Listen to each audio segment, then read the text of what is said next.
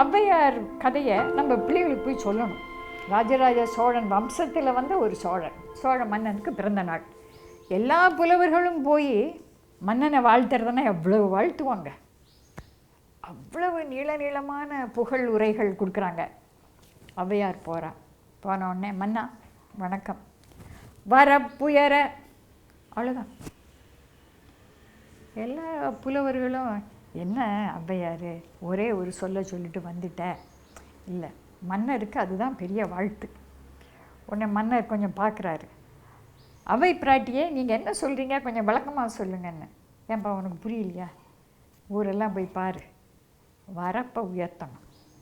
அப்புறம் வரப்புயர நீர் உயரும், நீர் உயர நெல்லுயரும், நெல் உயர குடி உயரும், குடி உயர கோன் உயரும். நீ வரப்போ உயர்த்தினாதான்ப்பா நீ நல்லா இருப்பேன் உன் சிம்மாசனத்தில். அப்போ வரப்பு உயர்ந்தா bunding, raise the bund, raise the water. தண்ணீரோட வாழ்க்கையை இணைச்சி புலவர்களும் பார்த்துக்கிட்டே வந்திருக்காங்க அப்படின்னு. From here 100 kilometers down south, there's a place called Kangaikonda Cholapuram. And if you see the emperor over there, when he consecrated that city, the first thing he did is he brought in water from all his domains and he poured it into a small pond. When I was a kid, I was quite fascinated because I always thought, oh, emperor would be building a huge lake. But then I found, like, it's a small pond. And then I just remember the urn which is behind, in the Auroville, like, we just have a small urn. But symbolically what it showed is, look, there might be differences, but in the end, like, we all could be together, like, we can be seamlessly together. And that is actually the essence of water for me in Auroville. Tamil Nadu is famous throughout the world amongst water geeks for having a very well-established ancient system of columns and water retention. So we do have the skills here already. We just need to sort of revive them, I guess. நான் கொடாயின்னு சொல்லுவேன், அவங்க சிரிப்பாங்க. இங்கே கான் அப்படின்னு சொல்லணும். அப்போ நான் கேட்டேன், கான்னா தமிழ் சொல்லான்னு. அப்போ இல்லை ஒரு ஆசிரியர் சொன்னார் அது ஃப்ரெஞ்சு. இன்னொருத்தர் சொன்னார், இல்லை அது கான்னா இஸ்லாம்மா, வடக்கேர்னு வந்திருக்கோம் அப்படின்னு சொன்னார். இல்லை, இது நிச்சயமாக இத்தனை பேரும் பயன்படுத்தக்கூடிய இந்த சொல், இந்த வட்டார சொல். நான் ஆய்வு செய்து கடைசியில் நீர்வழி பாதை தமிழில். அதனால் கான் என்கின்ற மகா பழைய சொல்ல அவங்க இன்னும் இந்த பகுதி மக்கள் பயன்படுத்துகிறாங்கங்கிற பொழுது நிச்சயமாக நீர் பற்றிய ஒரு நல்ல புரிதல் இங்கே இருக்குது. ஆனால் எங்கேயோ விட்டுட்டோம். From Kaliveli all the way down, there is this incredible system of Aries, right, which are the ancient water management bodies dating from the Chola times, which are all in disrepair. But in fact, ancient India had this knowledge and respect, the respect that we don't have, right? They had the respect for water, and they had this whole water management thing right from up there, respecting the watersheds. They knew that, and now in our modern day times, we it's so sad. We don't even know, and then we go and do these stupid things like building on the water bodies. Each one of those blue marks were people made. Nothing natural about it. Constructed landscapes. The genius of Tamil Nadu, for thousands of years, and some of them are 2,000 years old, created these water bodies before JCBs and bulldozers and anything like that, to handle the cyclonic storms. Storm management. Not even, I don't believe, for that second crop of rice. That may be since about 200 years. There wasn't the population. They didn't want to be washed away, as we see can be the tendency. These tanks have been started in the Chola period, in the year 800 and 900 in the south of India. So India was very famous for its expertise of water conservation. And in fact, all the beautiful tanks where people are running in Cambodia and everywhere, they are all built by Tamil Nadu knowledge. People went there, they built tanks, they built a temple, they built an entire, incredibly precise water catchment system, and which helped thousands of farmers to grow food. In India, this period of harvesting water and using it in agriculture. It went on for a few hundred years until, slowly the Britishers and the English came and messed around with the administration and with the resources. Rajendra Chola, the Chola emperor, probably he conquered many kingdoms, but he wanted to be their overlord maybe in a just way. Probably that's why he wanted to show this as an example, so that even though the water comes from the territory which I conquered, but still your water is as seamlessly mixing with mine, so we both are like brothers, we are all equal, that was, I find it, there's a great message which was left in that. He could have said no, these are lowly waters, that has to be in an earthen pot, my water is beautiful, the most valuable, so that should be in the order of hierarchy in a golden pot on the top. No, he didn't say that. He asked everybody to mix the water into one well. So this discussion is something which has started in this landscape at least 1000 years before. So we are not the first people to talk about it, and it has been tried, probably by the Cholas they have tried it. So I somehow feel are a continuity of this memory. A memory which is there in the consciousness over here. In the Chola period, the farmers, they were directly included in the maintenance and in the construction of the tank and the usage of water, of the additional water that was made possible.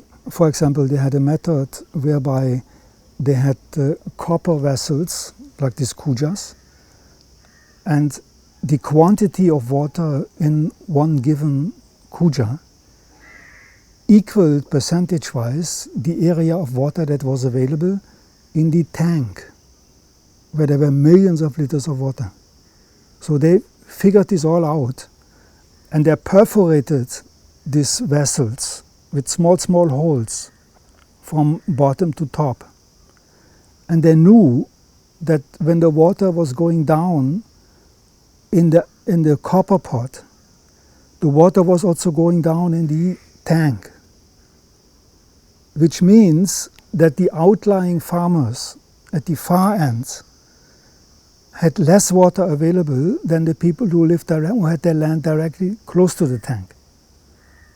So they gave permission to farmers to irrigate longer and with more water with the area that was close to the tank.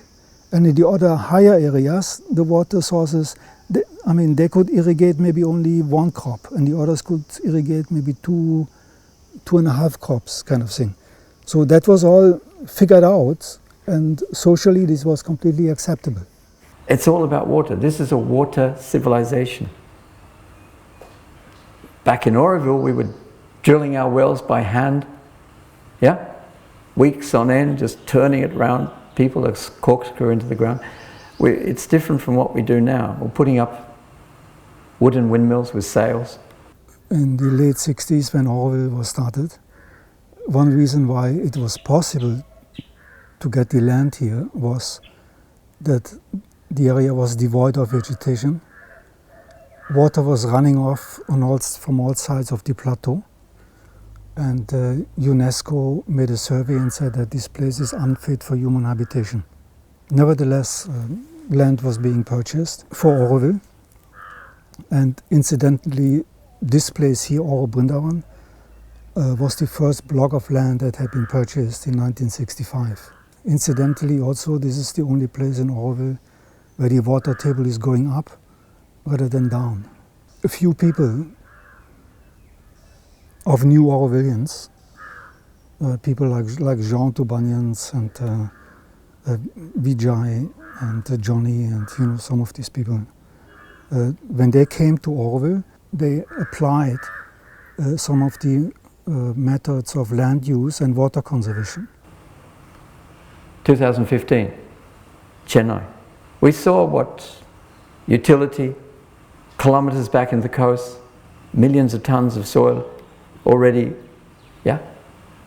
the blood of Auroville, the body just going into the sea and saying, well, a little bit of common sense saying, hey, how can we build something if the foundations are being washed away? So then that process started, the bunding, But this is gardening. First of all, keep your water. Keep your water. And if there's anywhere on the planet, that is a message that's to be followed. We saw the sacredness of water. We saw the sort of simplicity of some of the systems then. And why? Because the water table was high enough to do this. The whole landscape bioregion of Auroville is scattered with a lot of lakes and ponds, literally everything man-made. I mean, the sheer concept, like, the idea, the amount of manpower which would have gone in, it's like, it's unimaginable. So they have given us a rich landscape with so much of human intervention, on the hope that the future the citizens or whatever, the people in that region are going to take it up. So they have actually given us a valuable wealth, and it's a pity in the last 50 years we have just lost it, and just one generation has lost it. It is too mean on us to think that we could enjoy on these benefits which people have toiled and given to us. So somewhere I think we should not take it for granted, we should take it up. And I believe the people in the bioregion, unconsciously it resonates with them. So it is up to us, because we have decided to be part of the city of the dawn. So we have committed ourselves to the Auroville Charter. இந்த நீர் வந்து நம்மளோட எப்போவுமே இருக்குது, நம்ம உடம்புல இருக்குது, நம்மளை சுற்றி இருக்குது, நம்முடைய கலாச்சாரத்தில் இருக்குது.